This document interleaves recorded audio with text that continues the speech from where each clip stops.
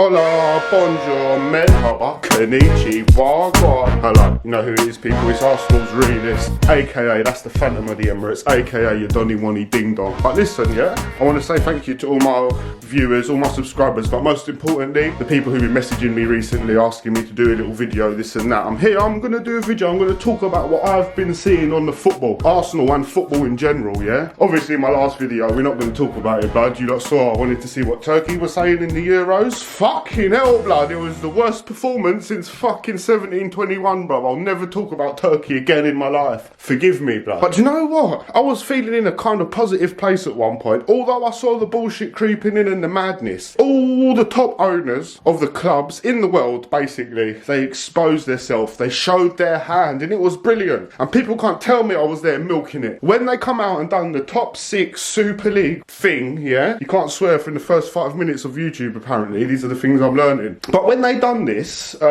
Super League thing, it got exposed. We saw what happened. I've been saying it. I've been trying to relay this in every different way I can possible. It's been very hard. The channel's been closed down. People have hated. They've tried to help me, but secretly tried to hurt me. The channel got closed down 3 times. We've kept coming back again just to give the message. People can't even tell me it's about money and this and that. I'm still here 5 years later, bruv, just banging a video out to tell the truth. But whether it was the Van Persie letter, I said look into what Van Persie said when he left. He writ a letter. The video probably ain't on the channel now because so much has happened. But there was the Van Persie letter where he went on to say, look, the bald and me are in 2 different places. I want trophies. They're on some self-sustaining soccer. Yeah? Cool. We said, you know what? Cool. We seen things like the Sanchez saga. We see Sanchez go. It's like, what the hell, bruv? Highest bidder. They get him, bruv. Money talks. Shit walks. But we carry on looking. There's been thousands of examples. We can look at the right back position, but you know what? We go into it. I've done thousands of different videos over the years, whether it was Anelka saying something, Thierry Henry saying something, Ian Wright saying the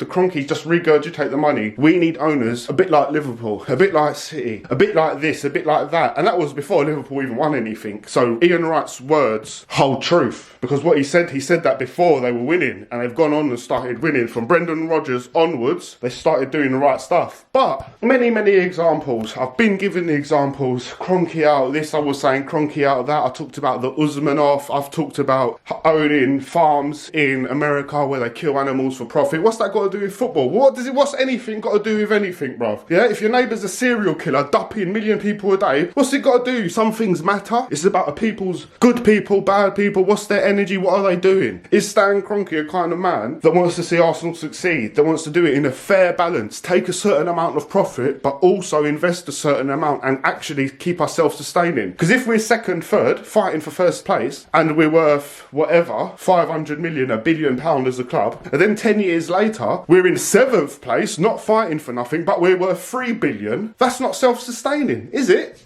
Because if you're self-sustaining, we should have invested and still been worth 1 billion, blood. Like, you should keep it, we should still be first and second and first and that. But the self-sustaining thing, I've done many a video of little bits of truth here and there. But do you know what happened? What was brilliant? Nothing means nothing until the big boys say it. Because the top 6 thing came out during the match, and Gary Neville, the big Don, he came out and all the boys, and do you know what? They were devastated. It's a disgrace to football. It's this, it's that, it's this, it's that. The owners can't, some of Gary Neville's words, Jamie Carragher's words, some of these big boy words. These owners are a disgrace, a mess. They've been ruining football for 20 years since this happened and that happened. I'm not going into the politics of that, but they've ruined football for years. They've been milking these clubs, taking the money out, putting it over here, putting it over there. Arsenal was a great institution. Look at it now. He said, I don't want to be disrespectful, but I'm saying it as I see it. They're a joke club. They're shambles. They sell their best players. They don't compete for trophy. On and on and on and on we go. That went on for a few days. They said, you know what? Go to the stadiums. Go to the stadiums. Do not let this happen. It's an outrage. You pay season ticket. It's got nothing to do with me getting paid 50 bags a day. No, that's not the reason. That's not the reason I'm angry now. I'm angry because all of you fans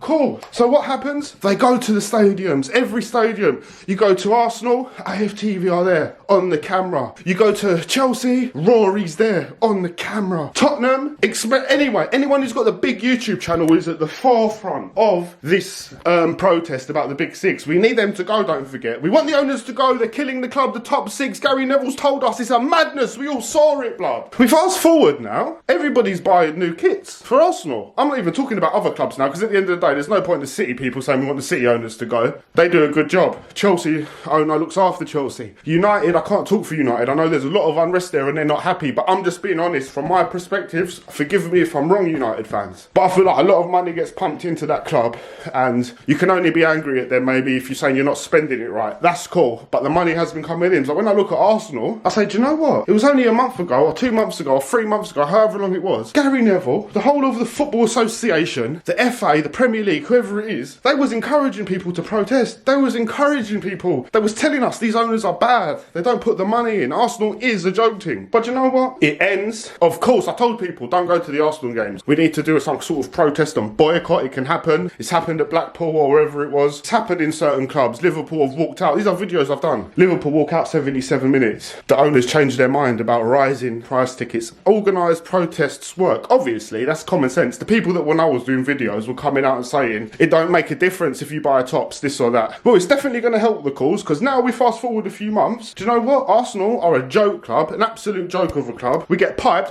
Yeah, we won 6-0. We've won 6-0 in a little joke thing. But forget that. We look at the overall ambition and the overall Chelsea by Lukaku, United by Varane and Sancho, City by Grealish trying to get Harry Kane. So we're a joke club. We've been doing the same things, yeah? 10 to 15 million is what Kroenke spent. Now, forget what a man spends. How has the energy gone from they're killing our club, taking it away, trying to do this Super League joke team? Don't support them. Don't. Go and protest at the stadiums. We need them out. Rory was saying it about Chelsea. This guy for City. This guy for United. Arsenal piped up. AFTV was on it for 10 seconds, I heard. But now we're doing top reviews. Now, ultimately on the pitch, we're getting piped and battered. You look at the overall picture. Forget Arteta. Yeah, he's not the right man.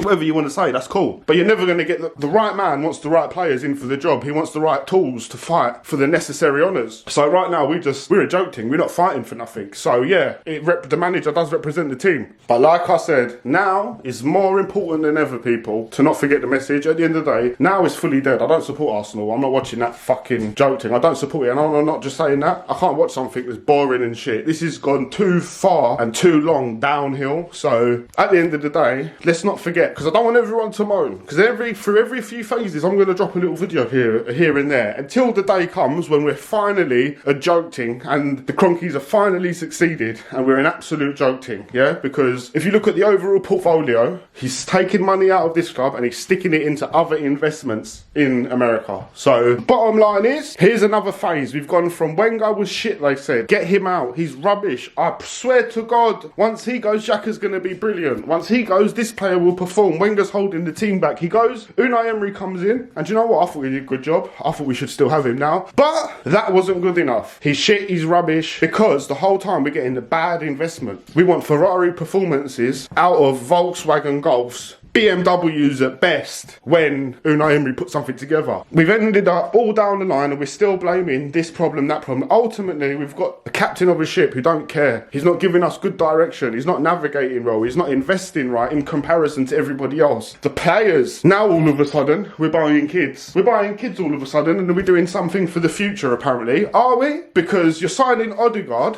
and you're selling Willock. Willock banged more goals in than anyway, I'm not going into the numbers and the thing. What I'm saying this business is nothing but a front for them. They're flipping it. They're flipping a player here. They're doing this. They're doing whatever they can to shut us up. And there's other people that are milking it. But now what I'm saying is we have to unite, people. I've had enough of this. I don't know about you lot. I don't know about you lot if you lot enjoy watching this shit. We beat fucking West Brom or whoever the fuck we played, and everyone's saying, no, it's not that bad. Well, blood, it's that bad. Trust me. When you ain't got no defenders, it's that bad. When you haven't even got right backs, it's that bad. Yeah? When you got no experienced midfielders, Xhaka is it. It's that bad, yeah? Abba better bang a go in, because that's all we got. So, look into the future 5 years. Look what's going on with Grealish at Villa. Well, what happened? He's gone for better things, of course. Look what happened with Kane, or gonna happen. Van Persie, Sanchez, any player that starts playing well and above the club that they are. So listen, you lot don't want Saka and Smith Rowe to start playing well, because if they do, they will be playing for a rival one day. And if you can't see that now, then you don't understand why I've been doing these videos for years. You don't understand, because right now, your belief that you've got in thinking Arsenal are going to do well and progress? That's just your belief, bruv. That's what, it's not real. You're not looking and doing the maths and saying, do you know what, this club's fucked. This club is absolutely, officially fucked, and it's because of the owner. I don't know what more I can say. This is just a quick video I'm slapping out there for you lot, yeah, because we've gone from the Super League to we've got to get these owners out to now people are buying the tops. We're buying all the franchise, all the merchandise. Everyone's in the game. But basically, we're back to normal. That's it. The Cronkies are here for life, bruv. Yeah? Don't be surprised when they finally uproot our clubs, take it somewhere else, whether it's 5 years, 10 years, 20 years, or 40. I don't give a shit. The day will come where you will say bye to this club. You will say bye, because straight away they do this Super League thing, and it's going to happen because, you know what? This was no backlash. The only people that got angry were Sky Sports, and they made people riot. Straight away they wanted them not to riot. They called the police, blood, it's over. Basically, Gary Neville and them, man, just said to them owners, listen, don't forget about us, yeah? Don't forget about us.